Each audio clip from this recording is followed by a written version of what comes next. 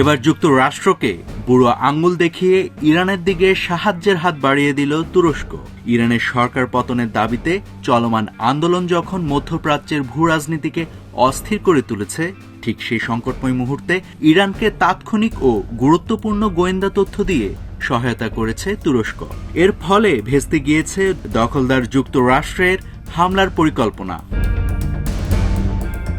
একটি বড় ধরনের সশস্ত্র অনুপ্রবেশের চেষ্টা ব্যর্থ করতে গুরুত্বপূর্ণ ভূমিকা রাখে আঙ্কারা। তুরস্ক ও ইরানের মধ্যে কৌশলগত সন্ত্রাস বিরোধী সহযোগিতার অংশ হিসেবে তুরস্কের জাতীয় গোয়েন্দা সংস্থা MIT ইরাক ইরান সীমান্তে PGEK-এর একটি বড় সশস্ত্র দলের গতিবিধি শনাক্ত করে। নিরাপত্তা সূত্রের বরাতে জানা গেছে, রাতের আধারে ইরাক থেকে ইরানে প্রবেশের চেষ্টা করছিল ওই দলটি, যাদের পেছনে বিদেশি মদদ ছিল বলে অভিযোগ রয়েছে।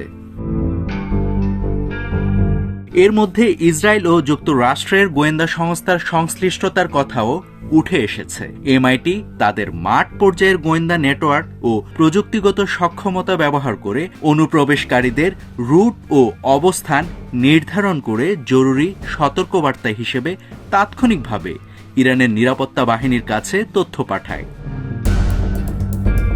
সেই তথ্যের ভিত্তিতে ইরানের ইসলামিক রেভলিউশনারি গার্ড করপস বা IRGC ইলম ও কেরমানশাহ প্রদেশের গ্রামীণ এলাকায় দ্রুত অভিযান চালায়। পালিয়ে যাওয়ার সময় সব পথ বন্ধ করে দিয়ে স্বল্প সময়ের মধ্যে সশস্ত্র দলটিকে ঘিরে ফেলা হয়। অভিযানে PGEK-এর অসংখ্য সদস্য নিহত হওয়ার কথা জানিয়েছে ইরানি কর্তৃপক্ষ।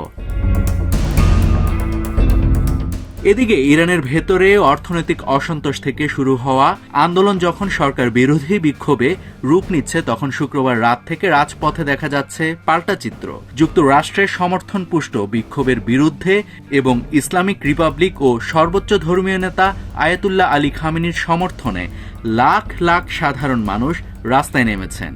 রাজধানী তেহরান সহ বিভিন্ন বড় শহরে জ্বালাময় স্লোগানে মুখর হয়ে উঠেছে গোটা রাজপথ। নাভিদ হাসান, সোনালী নিউজ।